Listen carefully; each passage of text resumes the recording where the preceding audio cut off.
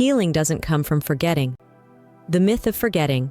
People tell you, just forget it, move on. But forgetting doesn't work.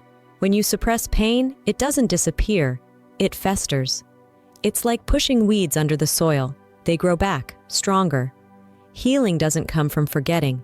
Healing comes from reframing. Think of Thomas Edison. When asked about failing 1,000 times, he said, "I didn't fail 1,000 times. I discovered 1,000 ways that didn't work." Same events, same pain, but reframed into power instead of shame. That's what we need to do with our past. Step 1. Acceptance. Acceptance doesn't mean approval. Acceptance doesn't mean what happened was okay. It means you're brave enough to look at the wound and say, yes, this happened. It was painful, but it does not define me. Denial keeps us trapped. Acceptance sets us free. Here's a practical exercise. Write down your painful memory in 3 sentences, just 3. And at the end, add this line. This is part of my story, but it is not the end of my story. Your past is a chapter, not the whole book. Step 2. Release the emotional charge. Why does pain stick? Because the emotions are trapped inside. You must release them, and you can do it in simple ways. Journal everything you feel, raw, unfiltered, messy.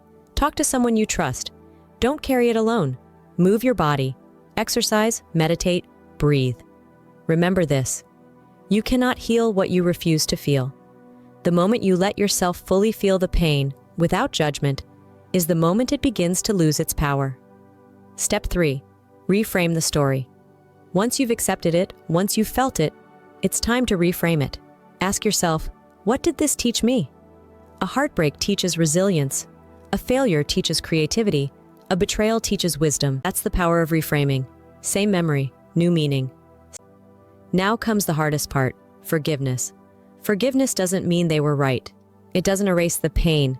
Forgiveness simply means you refuse to carry the chain any longer. There's a famous quote, holding on to anger is like drinking poison and expecting the other person to die. Forgiveness is not about them, it's about you. And don't forget self-forgiveness. Look in the mirror and say, I was doing the best I could with what I knew then. Now I know better. That simple sentence can set you free.